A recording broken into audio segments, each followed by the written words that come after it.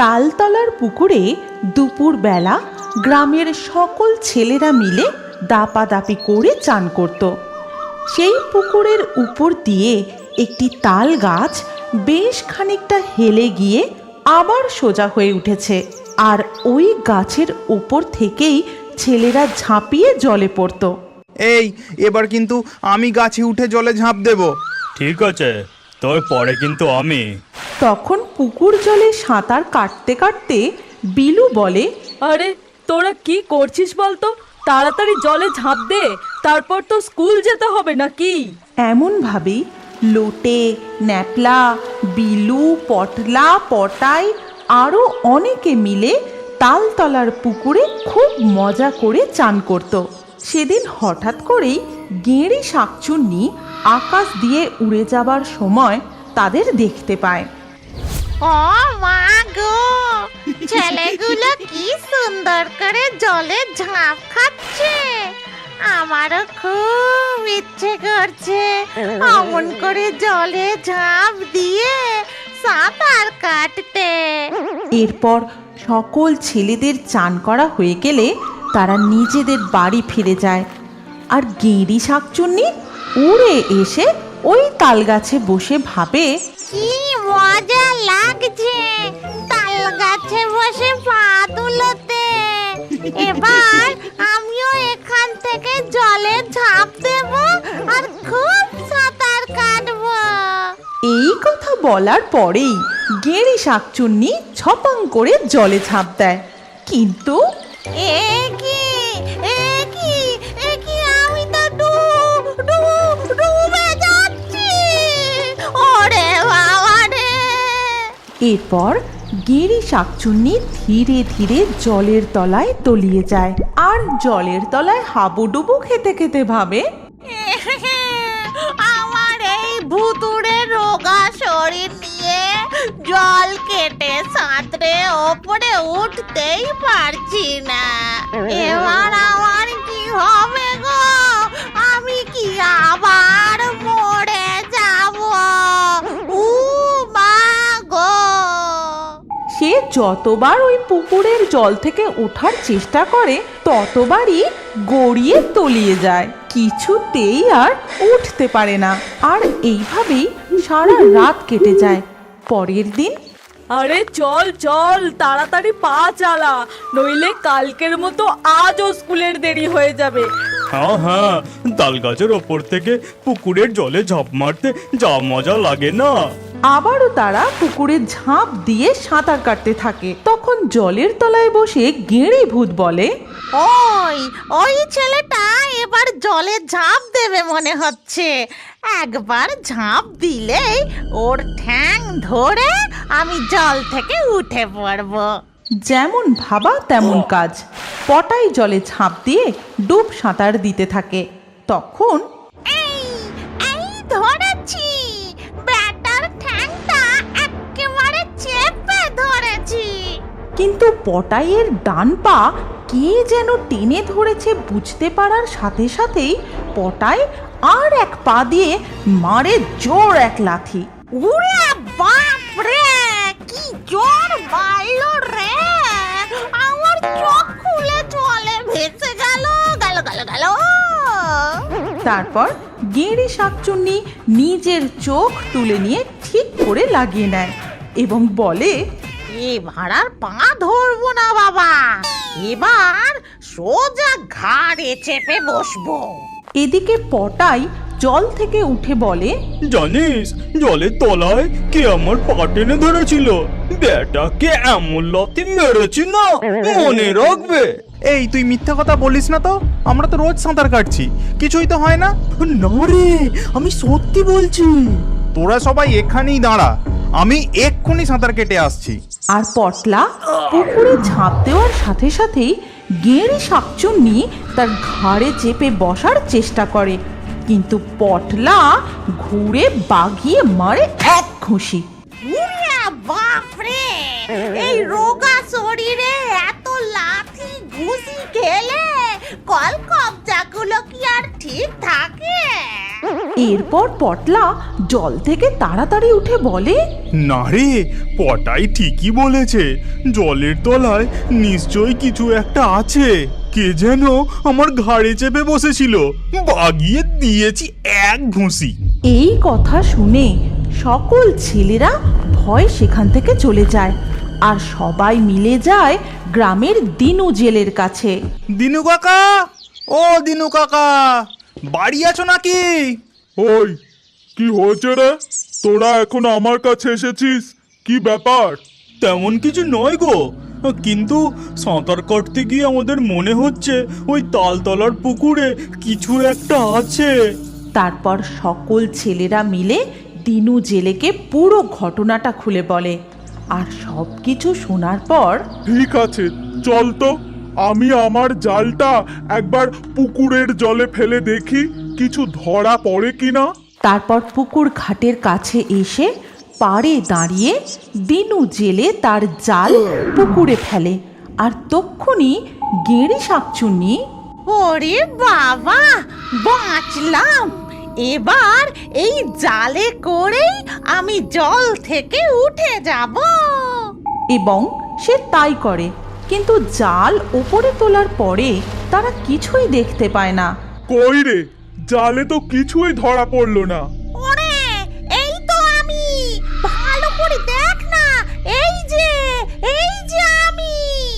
তুমি আরো একবার জালটা ফেলো না গো, যদি এবার কিছু ওঠে। ওরে ওরে, আমাকে আগে বার কর রে, তারপর না হয় আবার জালটা ফেলিস। এদিকে দিনু জেলে আবারও জাল ফেলার তোড়জোড় করছে। তখন ওই দেখো, আবার আমায় জলে ফেলে দেবে বলে প্রস্তুতি নিচ্ছে। কি জ্বালায় পড়েছি রে বাবা! এখন তো দেখছি আমার ধারালো দাঁত দিয়ে জালটা কেটে পালাতে হবে। ও দিনু কাকা, তাড়াতাড়ি আর একবার জালটা ফেলো না। আমি বুঝতে পারছি কোথাও কিচ্ছু নেই, তোরা শুধু শুধু আমার সময় নষ্ট করছিস। কিন্তু তক্ষুনি গেঁড়ি শাকচুন্নি দাঁতে করে জাল কেটে ফুরুত করে উড়ে যায়। এ কি, আমার জালটা তো এক্ষুনি ভালো ছিল, কিন্তু ছিঁড়লো কি করে? তবে কি জালের মধ্যে সত্যি সত্যি কিছু ধরা পড়েছিল যে জাল কেটে পালিয়ে গেল? এই চল আমরা পালাই, নিশ্চয়ই তালপুকুরে ভূতে বাসা করেছে। হ্যাঁ, ঠিকই বলেছিস, আমারও সেটাই মনে হচ্ছে। চল চল পালাই, তাড়াতাড়ি পালা! ওরে বাপরে, পালা পালা পালা পালা! ভূত যখন তেঁতুল গাছে পা আটকে দোল খাচ্ছিল, তখন জঙ্গলের দিক থেকে একটা সুর ভেসে আসে। আসলে জঙ্গলের সেই শেওড়া গাছের শালিক পাখিটা কল্কিপুর গ্রামে ঢোকা বেরোনোর পথের ঠিক মুখের কাছে একটা বড় তেঁতুল গাছ ছিল। সেখানে কোথা থেকে এক ভূত এসে হাজির। সে কখনো গাছের ডালে পা ঝুলিয়ে বসে থাকে, আবার কখনো গাছের ডালে পা আটকে নিজে ঝুলে দোল খায়, আর খায় তেঁতুল। সেই পথ ধরে একদিন যাচ্ছিল হারু নাপিত। এই নাপিত, এখন খাবে নাকি? কে কে কথা কয়? এই যে ওপরে দেখ দেখ। ওরে বাবা, এই যে ভূত! তখন ভূত ঝপ করে গাছ থেকে নেমে তার কাঁধে চেপে বসে। এই দেখ, তেঁতুল খা। না, আমি তেঁতুল খাবো না, আমায় ছেড়ে দাও। আগে এই 5টা গোটা তেঁতুল খা, তারপর ছেড়ে দেব, নইলে তোর ঘাড় মটকে দেব। এইভাবে যে সেই গাছতলা দিয়ে যায় তাকেই ভূত ধরে জোর করে তেঁতুল খাওয়ায়। এমনই একদিন সেই পথ দিয়ে রামু ছাগল নিয়ে যাচ্ছিল, আর ঠিক সেই গাছতলায় পৌঁছতেই উমা, ছাগল! কি নাদুস নুদুস! বলেই ভূত ছাগলটাকে গাছে তুলে নেয়। এই কে রে? কে আমার ছাগল তুলে নিলি? ও বাবা, ভূত! রাম রাম রাম রাম রাম রাম রাম রাম! আর সাথে সাথে ভূত গায়েব হয়ে যায়, কিন্তু আবার ফিরে এসে বলে, এই তুই কেনার নাম নিলি কেন রে? এখনই আমার হয়ে যাচ্ছিল আর কি। এবার তোকে 10টা তেঁতুল খেতে হবে। এই বলে ভূত রামুর কাঁধে চেপে বসে আর বলে, খা খা খা বলছি, নইলে ছাগল আর তুই একসাথে মরবি। ওরে বাবা রে, আমায় ছেড়ে দাও, আমি তেঁতুল খাবো না, বাঁচাও। কিন্তু ভূত তার ঘাড়ে বসে চেপে ধরে তাকে তেঁতুল খাওয়াতে থাকে। এই রকম করে নানাভাবে সে গ্রামের লোকেদের বিরক্ত করতে থাকে। কারুর ছাগল তুলে নেয় তো কারুর টিকি ধরে টানে, কাউকে আবার শূন্যে ভাসিয়ে দেয়। ওরে বাবারে, আমায় নিচে নামিয়ে দাও, আমায় ছেড়ে দাও। এর উপর আবার সবাইকে তেঁতুল খাওয়াতে থাকে। আর ভূতের এইসব উৎপাত দেখে তার হাত থেকে বাঁচার জন্য গ্রামের সবাই মিলে একটা বৈঠকে বসে। তখন গ্রামের প্রধান বলেন, সবাই শোনো, ওই তেঁতুল ভূতকে গ্রাম থেকে তাড়াতেই হবে, আর এর জন্য আমাদের কিছু একটা ব্যবস্থা নিতেই হবে। কিন্তু আমরা কি করে ভূত তাড়াবো? আমার মনে হয় তেঁতুল গাছের তলায় আগুন জ্বালিয়ে দিলেই ধোঁয়ায় যেমন মৌমাছি পালায়, তেমনি ভূতটাও পালাবে। ঠিক আছে, চলো তাই করা যাক। এরপর তারা সবাই মিলে তাই করে। কিন্তু ভূত গাছের মগডালে উঠে বসে শুধুই মজা দেখে। ওরে বেটা, আমায় তাড়াবার মতলব করছিস? দাঁড়া, তোদের সকলকে ধরে ধরে 1 কেজি করে তেঁতুল খাইয়েই ছাড়বো। যা বলা তাই কাজ। সেই তেঁতুল ভূতটা এত দুষ্ট, যেই গাছতলা দিয়ে যায় সবাইকে ধরে ধরে জোর করে বেশি বেশি করে তেঁতুল খাওয়াতে থাকে। আর সবাই বমি করে সকলের দাঁত টকে গিয়ে সে কি কাণ্ড। তেমনি একদিন গনার বউ গনাকে বাড়ির উঠানে ভাত দিয়ে খেতে ডাকছে। কই গো, ভাত দিয়েছি, খেতে বসো। খাবো কি গিন্নি, দাঁতে দাঁত ঠেকলেই গোটা শরীরটা কেঁপে উঠছে। ওই শয়তান তেঁতুল ভূতটার তেঁতুল খাওয়ানোর চটে আমার দাঁতগুলো সব গেছে গিন্নি। ওই তেঁতুল ভূতকে নিয়ে বড় জ্বালা হয়েছে বাপু। কোথাও কিছু নেই, জোর করে সবাইকে ধরে ধরে কেজি কেজি তেঁতুল খাওয়াচ্ছে, আর সবাই বমি করে দাঁত টোকে অস্থির। ওহ! এরপর গনার বউ কেতোর বাড়ি আসে আর কেতোকে সে ডেকে বলে যে, কে তো ঠাকুরপো, বাড়ি আছো নাকি? কে কে ডাকে আমায়? আমি গো ঠাকুরপো, তোমার বৌদি। বলি ওই তেঁতুল ভূতকে তার আবার একটা কিছু ব্যবস্থা করো, নইলে আমরা যে সব তেঁতুল খেয়েই মরে যাব। কি করি বলো তো বৌদি? সেবার দেখলে তো আগুন জ্বালিয়ে ভূত তাড়াতে গিয়ে কি কাণ্ড হয়েছে। 5টা করে খাওয়াচ্ছিল, এখন রেগে গিয়ে 1 কেজি করে খাওয়াচ্ছে। শোনো, আমার মাথায় একটা মতলব এসেছে, এসো আমার সাথে। তারপর গনার বউ কেতোকে সঙ্গে নিয়ে প্রধানের বাড়ি যায় আর সেখানে গিয়ে প্রধানকে তার বুদ্ধিটা জানায়। বুদ্ধি শুনে প্রধান বেশ খুশি হন আর বলেন, বাহ বাহ, বেশ ভালো বুদ্ধি এঁটেছো দেখছি গনার বউ, কিন্তু এর জন্য তো তান্ত্রিকের কাছে যেতে হবে। এরপর তারা সবাই মিলে তান্ত্রিকের কাছে গিয়ে সব কথা খুলে বলে।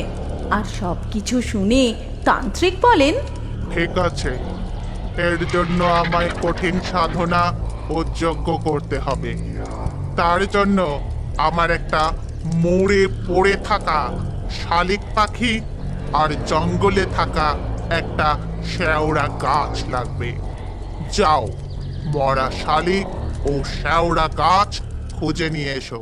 সেই কথা শুনে সবাই বেরিয়ে পড়ে গাছ ও পাখি খুঁজতে। তাদেরকে দেখে ভূত বলে, এই তোরা কোথায় যাচ্ছিস রে? দাঁড়া তেঁতুল ভূত, তোর মজা এবার বার করছি। তবে রে, দেখবি একবার ধরে 2 কেজি তেঁতুল খাওয়াবো। ওরে বাবা রে, না না, তুমি শান্তিতে তেঁতুল গাছেই থাকো। এরপর সবাই সেখান থেকে দ্রুত পায়ে জঙ্গলের দিকে চলে যায়। আর অনেক খোঁজাখুঁজির পর অবশেষে তারা একটা মরা শালিক পাখি ও শেওড়া গাছ খুঁজে পায়। চলো সবাই, আমরা এবার তান্ত্রিকের কাছে যাই। হ্যাঁ হ্যাঁ, তাড়াতাড়ি চলুন। কিন্তু ভূত তাদের আবারও দেখতে পেয়ে বলে, কি রে, তোরা সবাই মিলে ওই মরা শালিক পাখি আনতে গেছিলি? ছ্যা ছ্যা ছ্যা ছ্যা ছ্যা ছ্যা ছ্যা। কোথায় মুরগি ধরে নিয়ে আসবি? কতদিন মুরগি ঠ্যাং চিবোয়নি, তা না মরা শালিক পাখি নিয়ে যাচ্ছে। সব কটাকে কাঁচা তেঁতুল গুলে ঢক ঢক করে খাইয়ে দিতে হয়। ওরে বাপরে, তাড়াতাড়ি পালা সবাই। সেখান থেকে এক দৌড়ে সবাই তান্ত্রিকের কাছে গিয়ে পৌঁছায়। তারপর তান্ত্রিক যজ্ঞে বসে ও অনেকক্ষণ যজ্ঞ করার পর সেই শালিক পাখিকে মালা পরিয়ে হাতে নিয়ে তেঁতুল তলার দিকে যায়। আর দূর থেকে ভূত তাকে দেখে বলে, ও বাবা, এটা আবার কে রে? ও তান্ত্রিক। ও তান্ত্রিক, মরা শালিক পাখিকে মালা পরিয়ে কোথায় চললে গো? তোর বিয়ে দিতে রে ও যুবক। ভূতের সাথে তান্ত্রিক ফাজলামি করছে, কিন্তু বেটার খুব সাধনা শক্তি। আমি তো ওর কাছে যেতেই পারবো না, নইলে বেটাকে ভালো করে বুঝিয়ে দিতাম। এরপর দুদিন কেটে যায়। তৃতীয় দিন ভরা অমাবস্যায় মধ্যরাতে ভূত যখন তেঁতুল গাছে পা আটকে দোল খাচ্ছিল, তখন জঙ্গলের দিক থেকে একটা সুর ভেসে আসে। আসলে জঙ্গলের সেই শেওড়া গাছের শালিক পাখিটা একটা পেতনিতে পরিণত হয়ে যায়।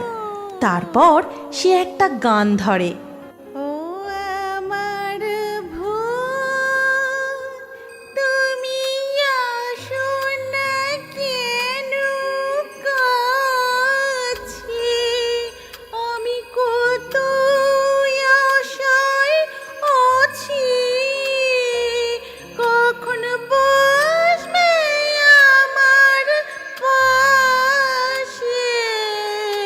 ও আমার ভূত। এই গান শুনে ভূত সোজা হয়ে বসে বলে, এই যে পেতনির গলা, কোথা থেকে আসছে? আমায় আবার কান কুয়ে ডাকছে। আমি আসছি পেতনি সোনা, আমি আসছি। ও মা গো, এ যে টুরুলাও। এই বলে ভূত তেঁতুল গাছ ছেড়ে জঙ্গলে সেই শেওড়া গাছে চলে যায়। আর সেখানে গিয়ে আনন্দের সাথে পেতনি সহ দোল খেতে থাকে। তুমি কি জানো আমাদের গল্পের মধ্যে তুমিও থাকতে পারো? কি করে? প্রথমে আমাদের পিক্সটোন চ্যানেলটি সাবস্ক্রাইব করো, তারপর তোমার নাম কমেন্টে লিখে দাও। লাকি ড্রয়ের মাধ্যমে তোমাদের নাম বেছে নেওয়া হবে। কার কার নাম দিয়ে আমাদের নতুন কার্টুন গল্প তৈরি হয়েছে সেটা দেখার জন্য স্ক্রিনের ওপর এই ভিডিও কার্ডে ক্লিক করো।